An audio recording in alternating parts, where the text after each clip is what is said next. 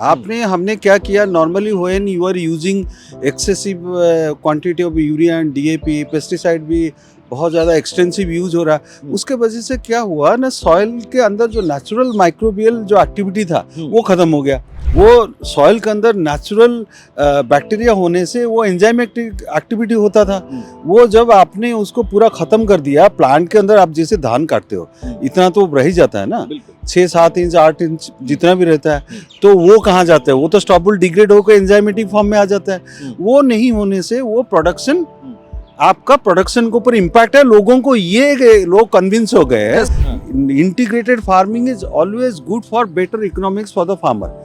इसमें पॉलिसी तो ऑलरेडी है, एग्जिस्टिंग है, सब लोग को पता है। बट फार्मिंग सिस्टम को हमारा एक चीज का मुझे जो लग रहा है, आई मे बी, बट मेरा ये मानना है जो एक्सटेंशन सिस्टम 20 इयर्स में था, जो किसानों का हैंड होल्डिंग था, वो अभी उतना दैट इफेक्टिव नहीं है। That time, maybe 20-30 years back, lot of people are employed for agriculture extension, farmer hand holding. That effect is not there.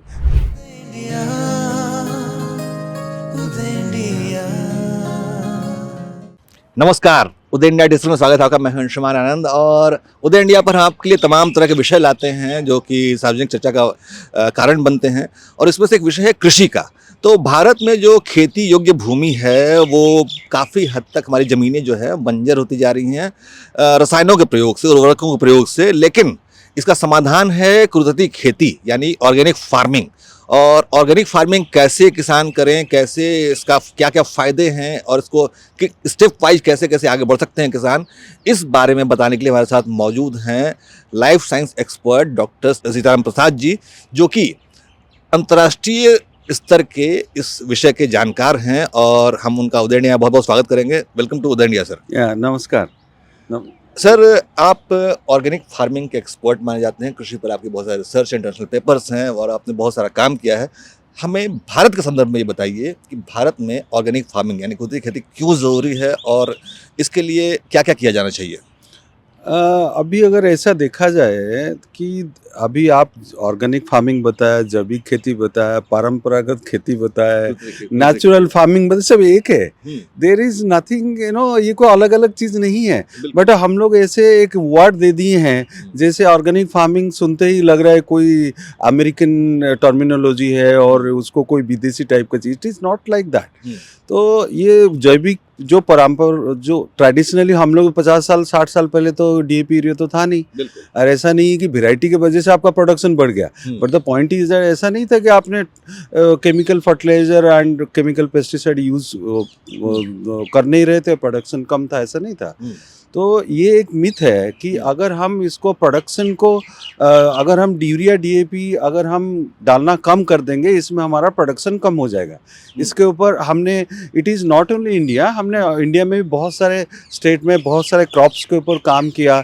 Natural farming को थोड़ा साइंटिफिक वे में हमने इसको किया।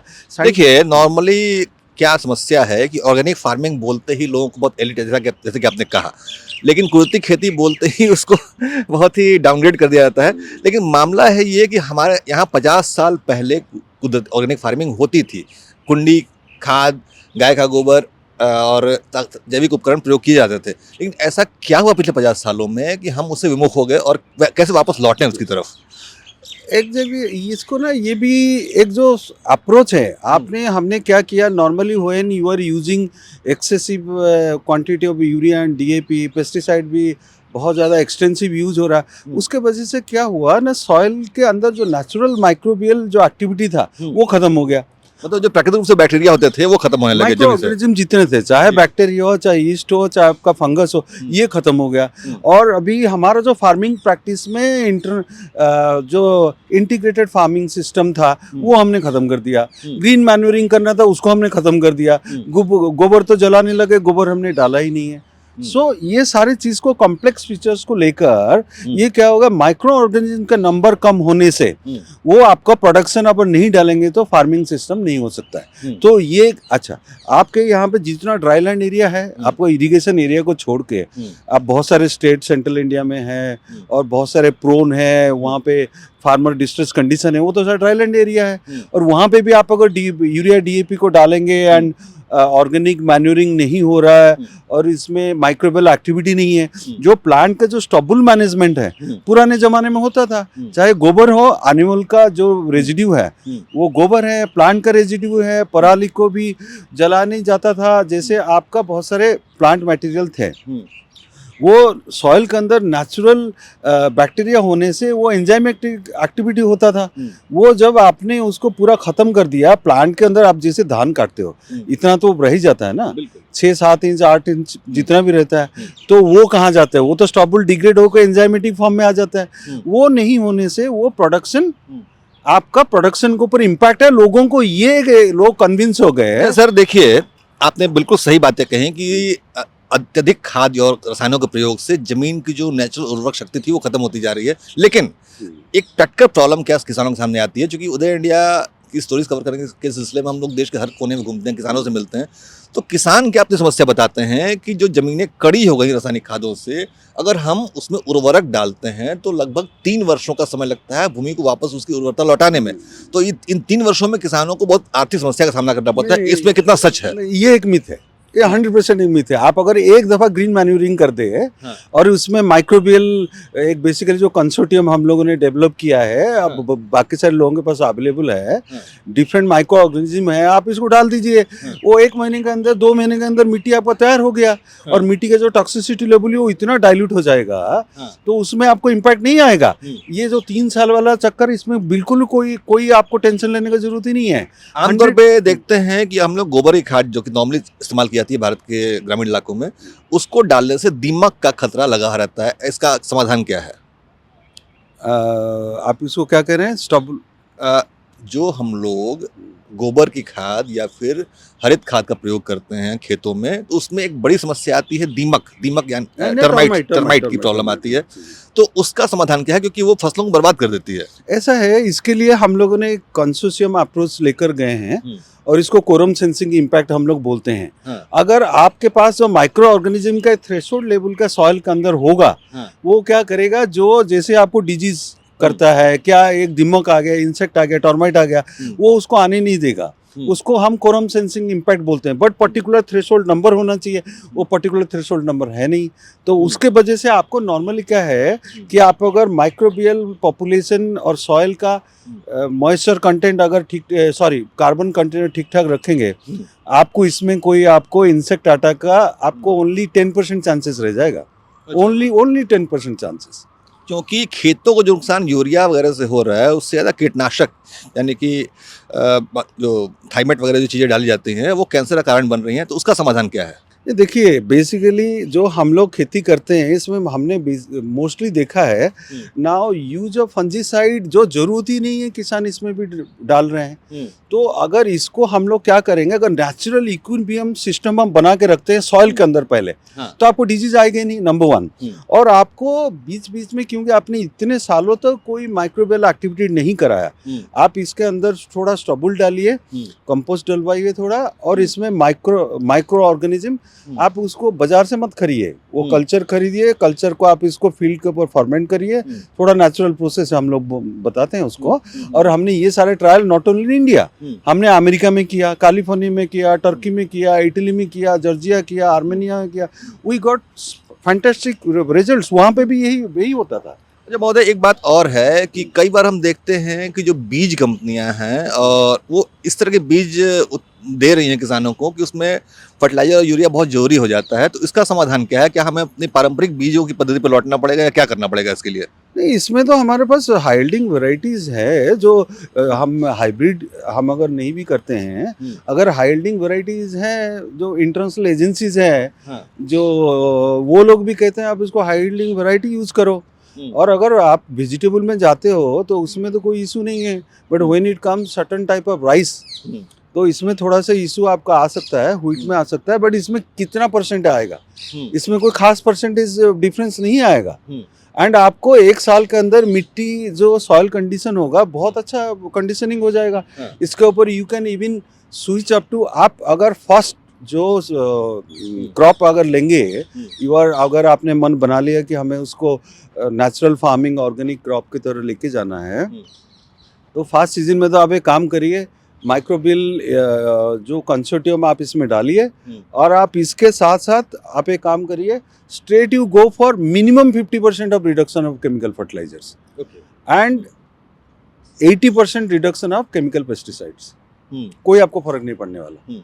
तो आप आफ्टर 1 और 2 क्रॉप्स आप इसको 100% रिप्लेसमेंट की तरफ जा सकते हो। ऐसा हम नहीं कह रहे हैं। यूरोप में देखिए, अमेरिका में देखिए, 15% of their crop is organic. वो भी छोटे एग्रीकल्चर वो कॉन्टिनेंट नहीं है, बट वो भी तो बड़े पैमाने पर एग्रीकल्चर तो करते ही हैं। But what you are saying, looking at our soil conditions and our availability of climatic conditions, our climatic condition is definitely much better than them. But still हमारा प्रोडक्शन लेवल हम इसको ठीक ढंग से मैनेज करेंगे। It is a blend of natural farming and modern techniques, दोनों को mix करके करेंगे। 100% our we are going to increase our production and our cost of production will be less bye 50%। अच्छा सर, नॉर्मली जो natural farming करने वाले कृषक होते हैं, जो इंटरेस्ट दिखाते हैं, उनको कहा जाता है कि आप मिश्रित खेती करिए, जॉइंट खेती करिए, इसमें हॉर्टिकल्चर मिक्स हो, एनिमल हस्बेंड्री मिक्स हो, मधुमक्खियाँ पालिए, सब एक साथ मिक्स करिए। तो ये आप किस राय से कितना सहमत हैं आप? देखिए, ये एक नेचुरल फिनोमिना है। आप अगर ऑर्गेनिक फार्मिंग कर रहे हैं, अपने आप हनी भी आएगा। वो अपने आप हनी भी आएगा, वहाँ पे नेचुरल पॉलिनेशन होना अपने आप होगा। तो इसको कुछ आप कमर्शियल ढंग से करने की जरूरत ही नहीं है। तो इसको क्या करिए, हॉर्टिकल्चर फार्मिंग वो तो इंटीग्रेटेड लाइवलीहुड के लिए, वो इकोनॉमिक्स के लिए है। बट आप इसको व्हीट राइस साइकिल में मत लीजिए। आप पल्सेस तो लेना ही लेना है, कंट्री को पल्सेस का जरूरत है, ऑयल सीड्स को लेने का जरूरत है। तो एक मिक्स नेचुरल फार्मिंग होने से हमारा इकोनॉमिक वायबिलिटी ऑफ एग्रीकल्चर बन जाता है। Then it becomes a business. अगर हम ओनली राइस व्हीट के तरह हम काम करेंगे तो उसमें कभी इकोनॉमिक वायबिलिटी आएगी नहीं आपको। क्योंकि आज से 50 साल पहले हम देखते थे कि लगभग हर किसान के घर में गाय होती थी, हर किसान मेड़ों पर फलों के पेड़ लगाता था। लेकिन अब ये हरित क्रांति का जब से आंदोलन शुरू हुआ, तब से ये इस तरह की चीज़ें बंद होगी। मैक्सिमम लैंड धान और गेहूं पर जोर दिया गया। तो क्या आपको लगता है कि पॉलिसी पहले की सही थी या अभी की सही है? देखिए, इससे जो उसमें पॉलिटिक्स जहाँ है, मुझे तो इतना मेरा कोई वो नहीं। पॉलिसी का हर टाइम हमारा है कि इंटीग्रेटेड अप्रोच करो। इंटीग्रेटेड वहाँ पे एनिमल हस्बेंड्री करिए, पोल्ट्री भी करिए, बैकवर्ड पोल्ट्री करिए, फिशरीज करिए। वो तो अभी भी हो रहा है। You go to tribal areas in Orissa, you go in Bihar का बैकवर्ड डिस्ट्रिक्ट में होगा, वहाँ पे आलू भी लगा रहा है। वहाँ पे मक्का के अंदर वो आलू लगाए हुए इंटरक्रॉपिंग किया हुआ है, जो कि हमारा डिफरेंट अदर पार्ट्स में कभी हमारा होता नहीं है। सो वहाँ पे अपना मुर्गी पालन, he is also doing that. So इसमें तो उसमें उसका स्ट्रेस कंडीशन कभी नहीं आएगा। When you are only depending on one single crop, आपने कॉटन उगाया, कोई क्रॉप उगाया, उसमें आपका स्ट्रेस कंडीशन आता है। Integrated farming is always good for better economics for the farmer. इसमें पॉलिसी तो ऑलरेडी है, एग्जिस्टिंग है, सब लोग को पता है। बट फार्मिंग सिस्टम को हमारा एक चीज का मुझे जो लग रहा है, आई मे बी, बट मेरा ये मानना है, जो एक्सटेंशन सिस्टम 20 ईयर्स में था, जो किसानों का हैंड होल्डिंग था, वो अभी उतना दैट इफेक्टिव नहीं है। That time may be 20-30 years back, lot of people are employed for agriculture extension, farmer hand holding. That effect is not there. So the farmers क्या होता है, वो डीलर डिस्ट्रीब्यूटर जो इनपुट जो डिस्ट्रीब्यूशन नेटवर्क है, उन्हीं का एडवाइस के ऊपर चल रहा है। So what is economically good for him, may be he is not getting that advice from anywhere. तो अगर इसको स्ट्रेंथन किया जा सकता है, we have to strengthen our extension machinery for our farmers. 14 crore लोग हैं, ऐसे कोई बहुत बड़ी बात नहीं कि नहीं किया जा सकता, 100% किया जा सकता है। और उसको पहले भी हमने कुछ एक्सपेरिमेंट्स हुए हैं, कुछ लार्ज स्टेट्स में। हमने एक लार्जेस्ट स्टेट ऑफ इंडिया उसके में किया था, एंड इट वाज 100% सक्सेसफुल। बहुत ही सरल शब्दों में समझाया कि किसान कैसे अपनी आय बढ़ा सकते हैं, कैसे यूरिया और कीटनाशकों पे अपनी डिपेंडेंसी घटा सकते हैं, और कैसे सॉइल हेल्थ को मजबूत बना सकते हैं उन पारंपरिक तरीकों से जिसको भारत आज से 50 साल पहले आजमाता था, अपनाता था। तो हम डॉक्टर साहब का बहुत बहुत धन्यवाद करेंगे और उम्मीद करेंगे कि जो आज का जो सेशन था हमारा, वो भारतीय कृषकों के लिए बहुत ही फायदेमंद साबित होगा। Thank you so much sir. Thank you, नमस्कार।